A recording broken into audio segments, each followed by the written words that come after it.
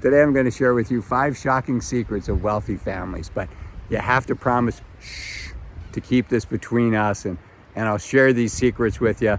1 or 2 of them is going to shock you, 1 or 2 of them might make you laugh, and 1 or 2 of these secrets is likely going to make you appreciate that you are who you are.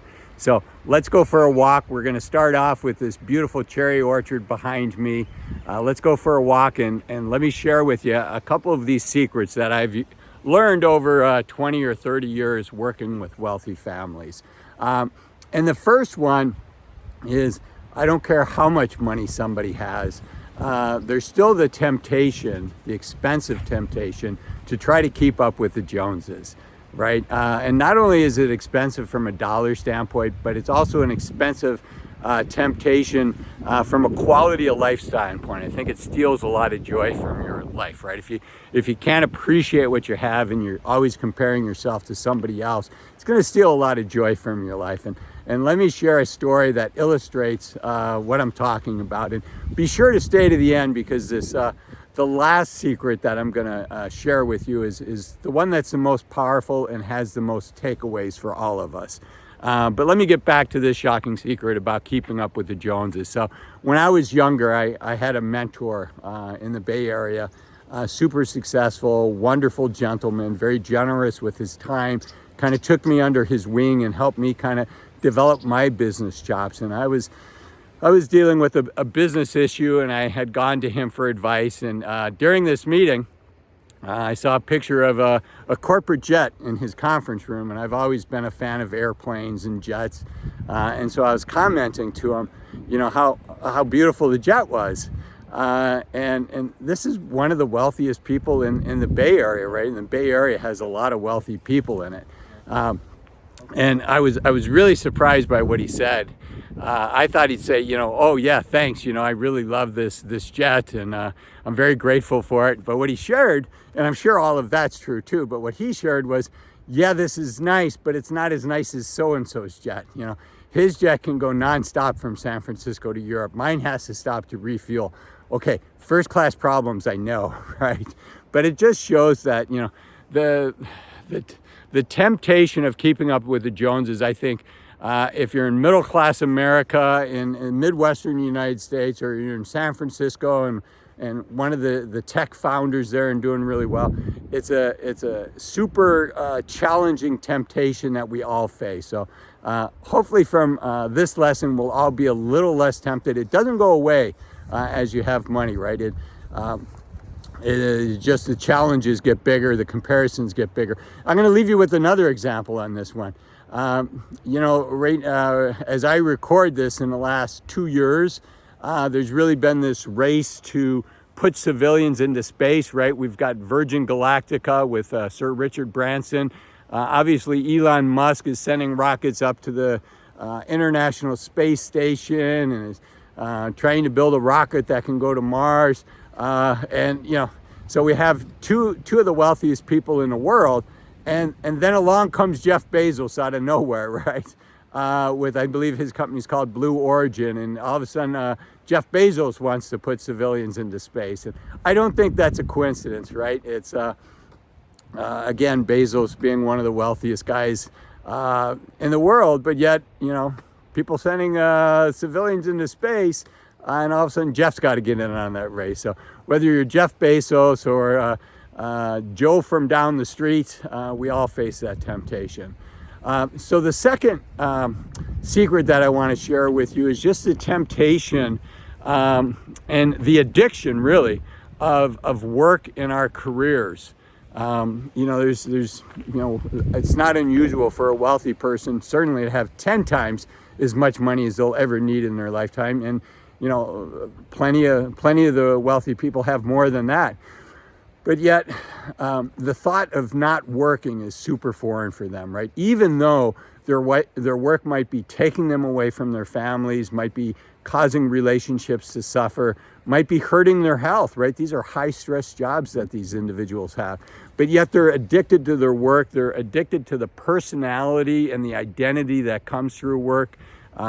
I think the sense of purpose that they get is great, but there is a cost to that, both to their health and to their relationships. And just to being a well-rounded, healthy individual. And, you know, we're not at that level, but I think we have to be careful because the temptation to keep working. I just released a video recently called the most dangerous syndrome to retirees, and it's a OMY syndrome, one more year, and I'll link to it up here. But you know, we all suffer from that, so we have to be careful, particularly if our jobs are keeping us from having the relationships that we want, and maybe are taking away from our health. So you know, that's the second one, and then the third one that might surprise you is no matter how much wealth somebody has, they can still be frugal in certain parts of their lives.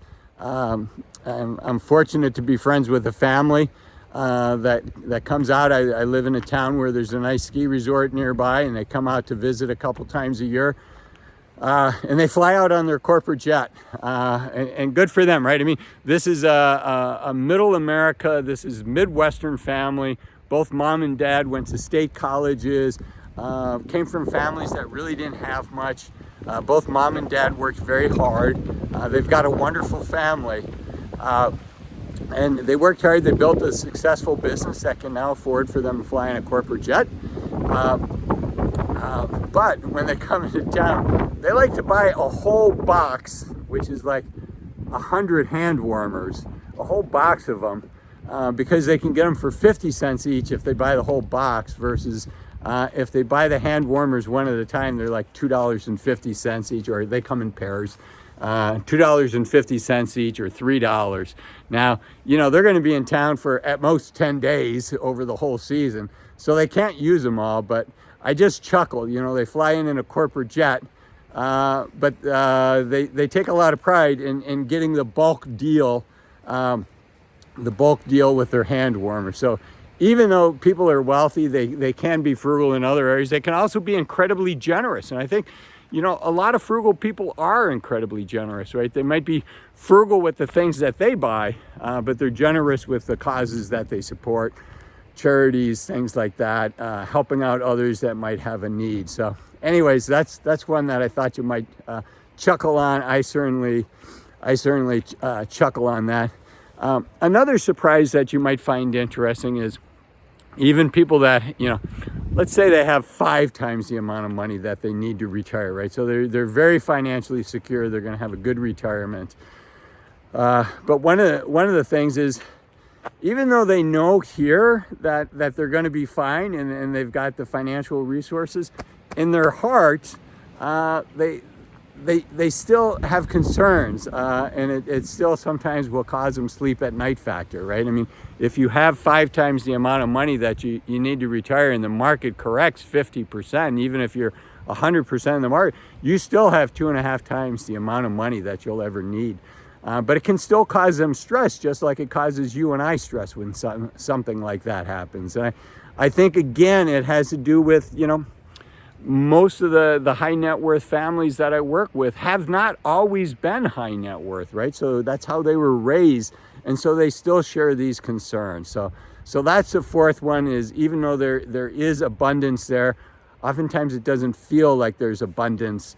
And they feel, you know, they had to work really hard to create this wealth, and they're hoping to do some great things to make society a better place to live, and also do some nice things for their children, maybe some kind of legacy goals, stuff like that. But they still have this concern, right? So they're still human. They still deal with the emotions that you and I do. And I shared that the last one is something that is more serious, and I think is something that we can all learn from, and maybe just be glad we are where we are. I mean, I do believe that, you know, we do the best that we can. I am a religious person. This isn't a religious channel, but I do think God has a plan for us, and we are where we are, and you know, it's a good place that we're at. So anyways, you know, the last one is that wealth can come with as many challenges as it comes with opportunities. And I know we'd all say, well, gee, I'd like to have those challenges, but some of these are pretty serious. You know, how do they raise financially independent kids that are providing for themselves, they're motivated and driven? It can be a real challenge, right? I know Warren Buffett has famously said to his family, each of you are going to get $1 million or whatever the number is, but beyond that, it's all going to charity. I believe Warren has pledged to give away 99% of his wealth, and the reason is he could really easily destroy a lot of lives while intending to do a good thing and to help. I believe there's a story about Warren Buffett's sister that wanted some help on a mortgage. It might have been one of his kids, but he said, that's what banks are for. So he basically said no. And, I think there's a lot to be said for that, because you want people to be independent. You want them to have their own purpose, their own drive. And that can be harder when you have that kind of money.